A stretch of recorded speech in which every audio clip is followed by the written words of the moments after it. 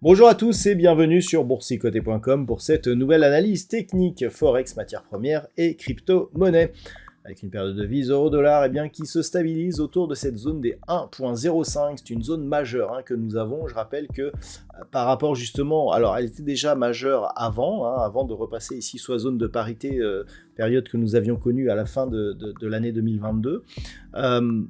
Cette zone ici, elle était majeure dans le sens où si on la cassait, on avait une configuration de retournement ici moyen-long terme sur cette paire de devises et de risque donc, en cas de confirmation sous 1,0360, de revenir justement dans cette zone qui avait été testée en fin 2022 et donc de casser la zone de parité. C'est d'ailleurs, je dirais, l'objectif de nombreux analystes.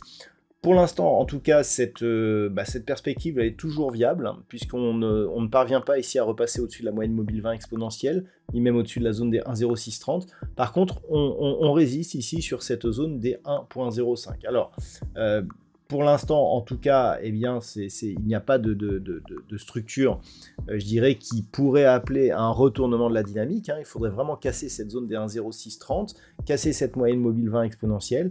Et donc, même si on a une phase de stabilisation, la perspective reste baissière, avec un objectif de retour ici sur 1,0360, voire même une cassure de cette zone. Donc, ça reste baissier pour cette paire de devises euro-dollar. Sur la paire de devises livre sterling contre dollar américain, on est toujours ici dans cette zone d'attente, toujours entre 1,2610 et 1,2750. Pas de mouvement directionnel majeur, d'un point de vue très court terme en tout cas, puisque d'un point de vue un peu plus moyen terme, on reste ici dans une perspective baissière. On le voit, on a eu des contacts répétés ici sur la bande de Bollinger inférieure, un retour sous la moyenne mobile 20 exponentielle qui agit toujours comme résistance. Donc ça reste un setup qui est baissier et qui appelle à un retour, voire à une cassure ici de cette zone des 1.2520. En cas de cassure, je rappelle que l'objectif serait lié à un retour possible ici sur cette zone de points bas, proche des 1.2330. On a une zone intermédiaire ici à 1.2390. Ça reste globalement baissier sur cette paire de devises, livre sterling contre dollar américain, avec un niveau d'invalidation de cette tendance baissière au-dessus des 1.2750. Sur l'or, c'est toujours neutre, c'est-à-dire que d'un point de vue très court terme, ici, on est dans un tout petit range, donc on évolue grossièrement entre cette zone ici des 2600 et cette zone de point haut intermédiaire des 2670 $ l'once.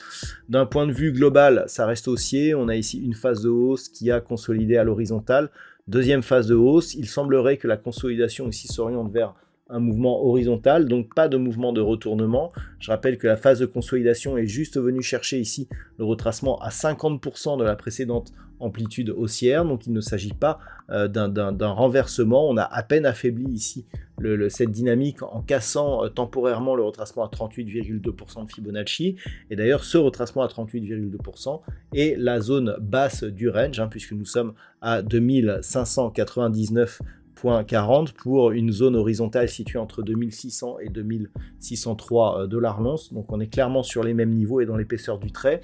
Donc globalement, ça reste d'un point de vue moyen terme haussier, d'un point de vue court terme dans un range ici d'attente. On pourrait, je dirais, confirmer la reprise de la phase de consolidation sous 2600 $ l'once, alors qu'un retour au-delà des 2720 nous donnerait de nouveaux espoirs haussiers pour le métal jaune.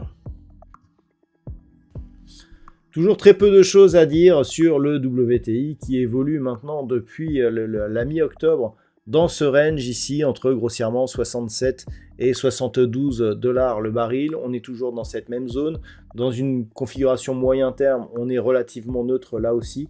Donc aucun directionnel, je dirais, majeur à préciser sur cet actif qui est neutre à tous les niveaux. Il faudrait casser ici la zone des 66,50 $ le baril pour déclencher des signaux baissiers et éventuellement casser ici la zone des 72,50 $ le baril pour déclencher de nouveaux signaux haussiers. Entre les deux, ça reste neutre sur cet actif.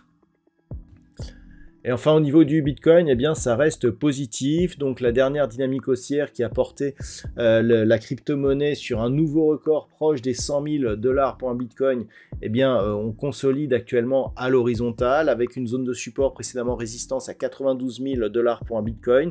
On s'appuie sur cette zone, on oscille actuellement autour des entre 95 et 97 000 $ pour un Bitcoin.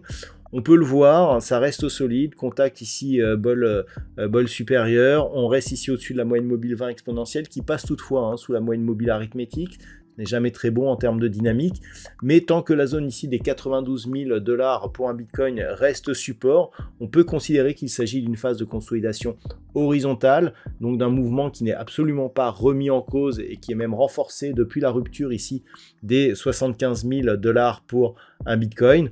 On est toujours donc dans une dynamique haussière, phase de consolidation, mais qui appelle à une poursuite. Je rappelle que le prochain objectif lié justement à l'extension de Fibonacci sur la précédente phase de consolidation se situe à 113 500 $ pour un Bitcoin. C'est l'objectif qui reste viable tant que l'on ne repasse pas sous cette zone des 92 000 $ pour un Bitcoin. Voilà donc ce que l'on peut dire pour cette analyse technique Forex, matières premières et crypto-monnaie. Je vous souhaite de passer une très bonne soirée. On se retrouve dès demain pour d'autres analyses techniques, toujours sur le site boursicoté.com.